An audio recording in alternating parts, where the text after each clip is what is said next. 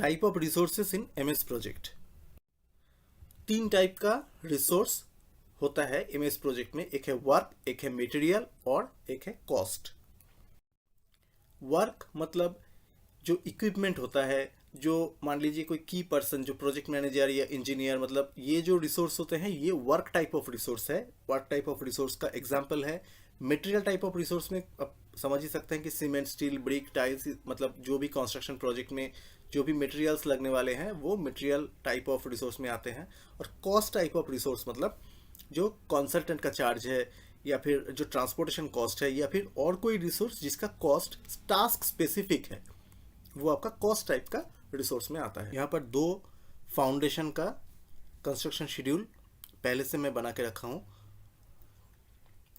Same activity है, excavation, PCC, reinforcement work, form work and RCC, foundation 1 और foundation 2 दोनों के लिए।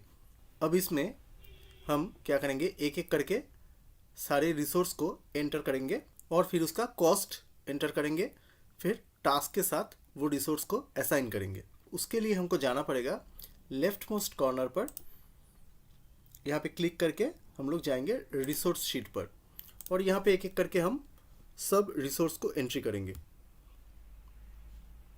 जैसे एक्सकवेशन करने के लिए हमको एक एक्सकवेटर का ज़रूरत पड़ेगा, जो एक वर्क टाइप रिसोर्स है। तो बाय डिफ़ॉल्ट यहाँ पे वर्क आ गया, हमको यहाँ पे ड्रॉप डाउन से कुछ सिलेक्ट करने का ज़रूरत नहीं है।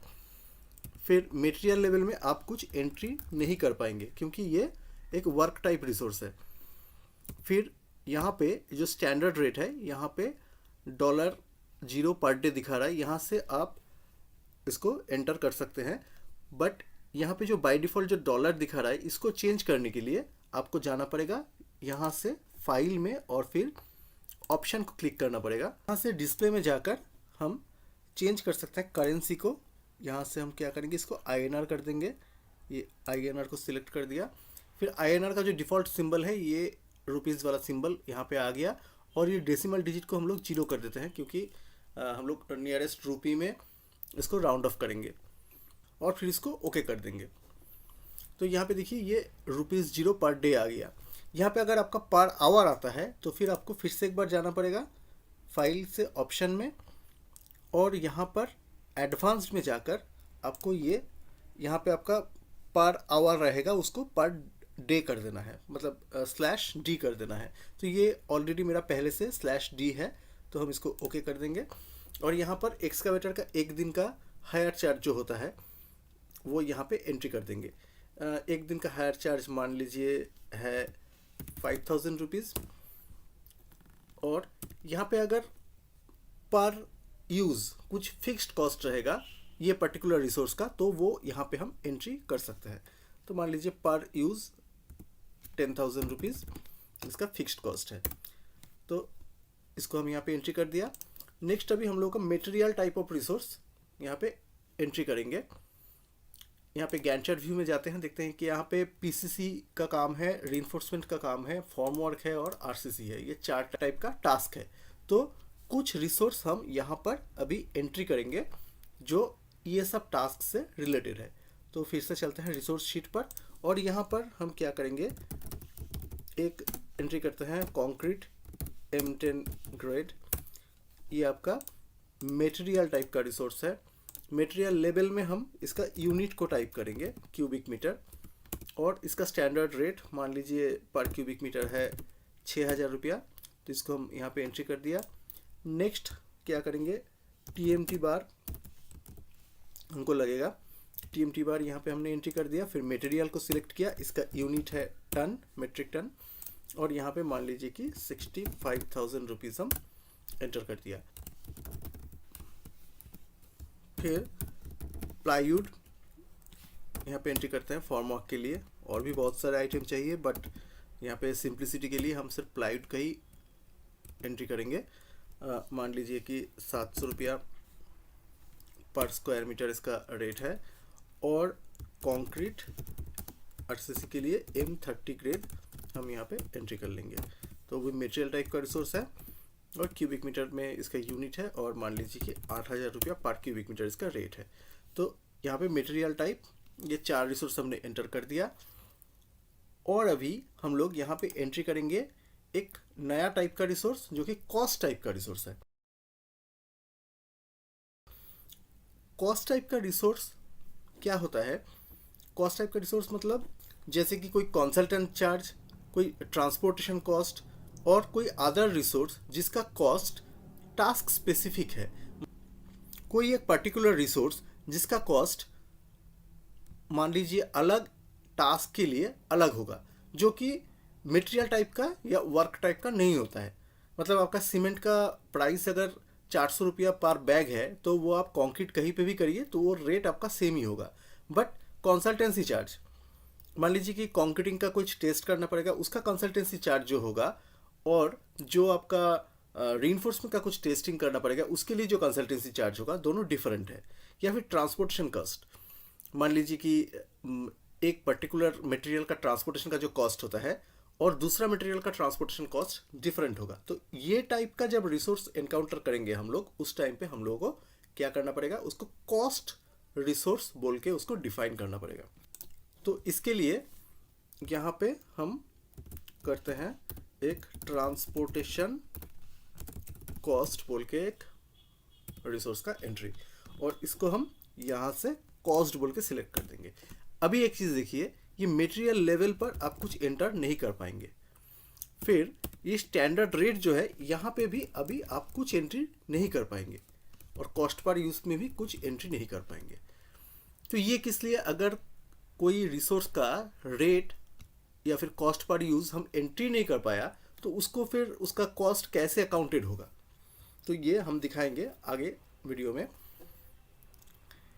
नेक्स्ट अभी क्या करेंगे, ये जो रिसोर्स हमने अभी 6 रिसोर्स यहाँ पे एंट्री किया, इसको हम लोगों को असाइन करना पड़ेगा।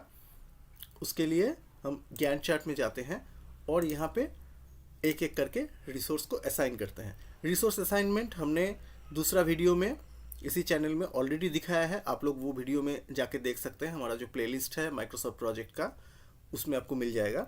यहाँ पे हम एक एक करके, मान लीजिए कि एक्सकावेटर, इसको हम एंट्री कर दिया। फिर यहाँ से पीसीसी में हम M10 ग्रेड का कंक्रीट यूज़ करेंगे। फिर रीइंफोर्समेंट वर्क है, यहाँ पे हमने TMT वायर को असाइन कर दिया। फॉर्म वर्क में हमने प्लाईवुड को असाइन कर दिया। RCC में हमने M30 ग्रेड का कंक्रीट है उसको असाइन कर दिया। फिर सिमिलरली हमारा दूसरा जो फाउंडेशन का प्रोग्राम यहाँ पे बनाया हुआ है, यहाँ पे भी हम सिमिलर तरीके से रिसोर्स को असाइन कर देंगे।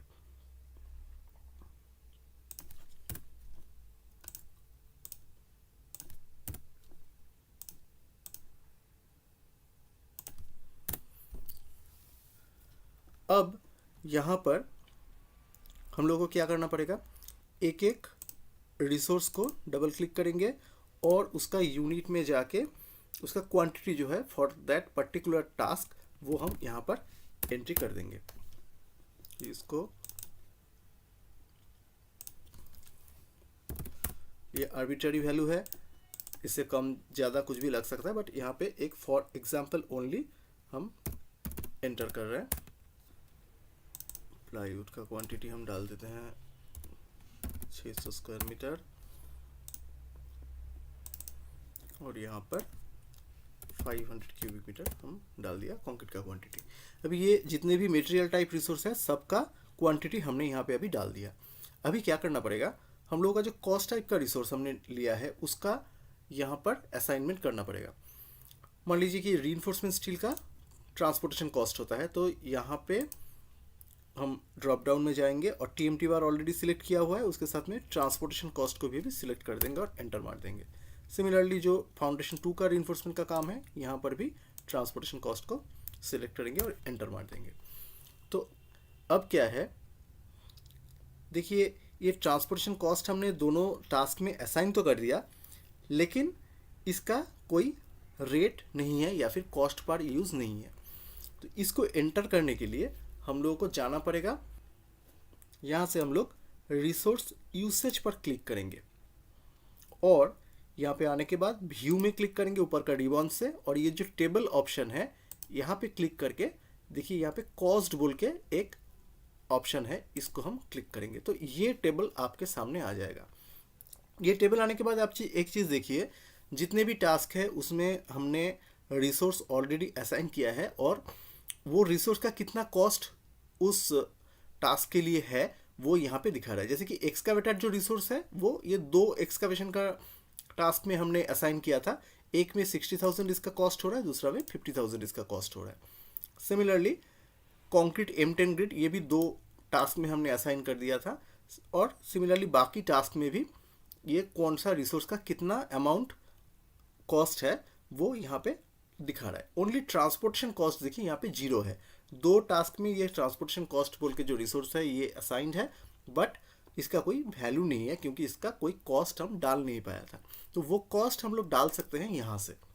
मान लीजिए कि 2 रीइंफोर्समेंट वर्क्स का जो टास्क है, एक में हमारा ट्रांसपोर्टेशन कॉस्ट लगेगा 10,000 रुपीज़ और दूसरा में लगेगा 8,000 रुपीज़। तो यहाँ से हम लोग एंट्री कर दिया और ये आपका प्रोजेक्ट कॉस्ट में इंक्लूड हो गया।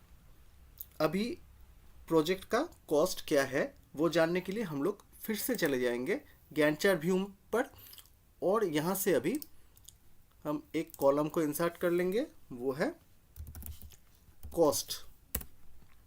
तो अब देखिए ये जो रीइंफोर्समेंट का जो टास्क है यहाँ पर देखिए TMT बार 50 टन, जो 50 टन इंटू जो रिसोर्स शीट में हमने रेट डाला था वो रेट से मल्टीपल होगा प्लस ट्रांसपोर्टेशन कॉस्ट 10,000 करके ये 32,60,000 रुपया अभी दिखा रहा है। सिमिलरली ये जो रीइंफोर्समेंट वर्क ये दूसरा फाउंडेशन का जो है वहाँ पे भी 46 टन TMT बार जो हमने ऑलरेडी एंट्री किया है उसके साथ में ट्रांसपोर्टेशन कॉस्ट जो 8,000 हमने अभी डाला वो इसके साथ ऐड करके ये 29,98,000 रुपीज़ दिखा रहा है।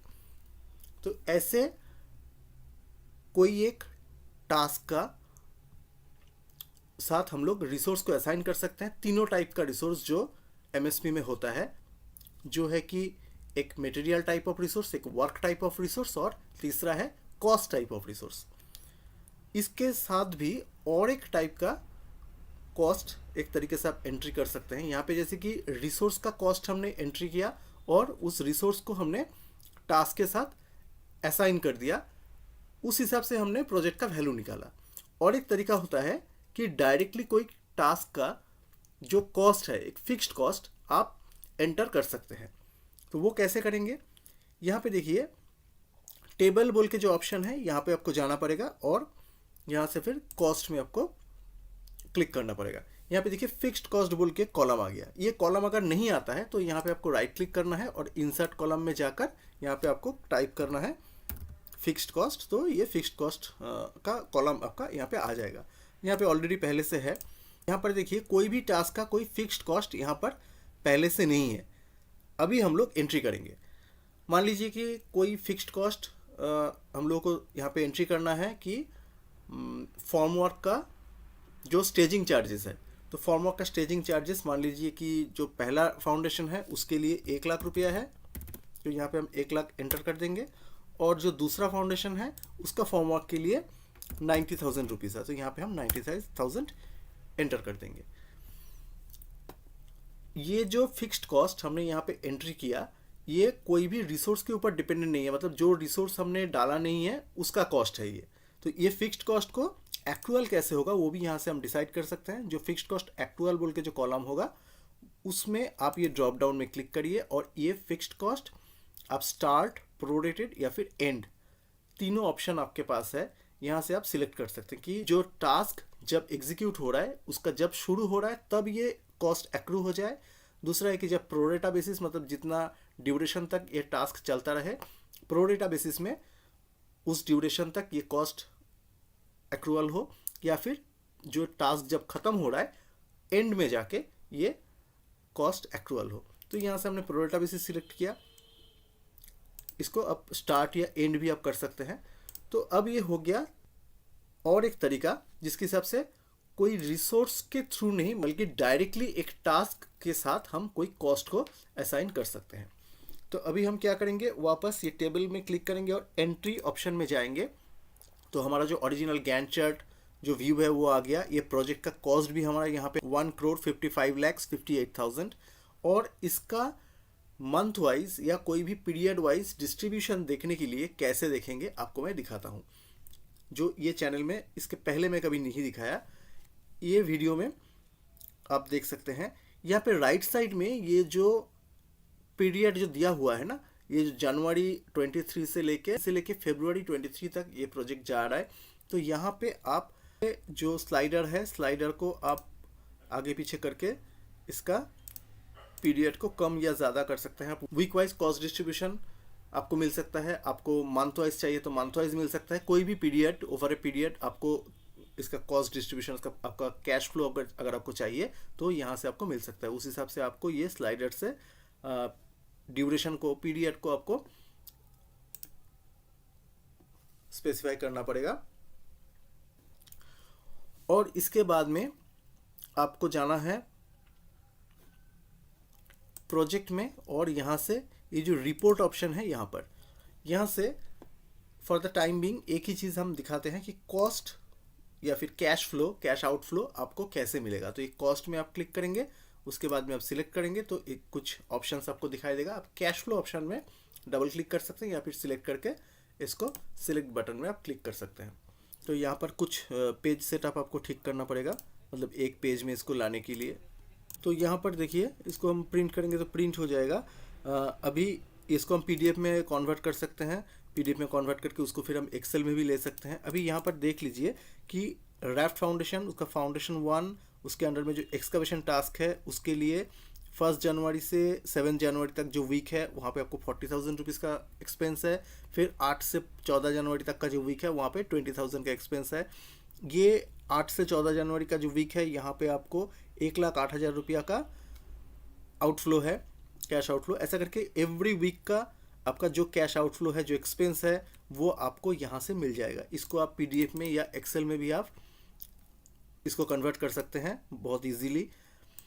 और ये हर एक टास्क का टोटल कॉस्ट जो है वो भी यहाँ पे आपको दिखाई देगा, और टोटल प्रोजेक्ट कॉस्ट भी उसका सम होके यहाँ पे आ जाएगा। तो बहुत ही यूज़फुल मेथड है एक प्रोजेक्ट का कॉस्ट और उसका कॉस्ट का distribution over a period of time निकालने के लिए।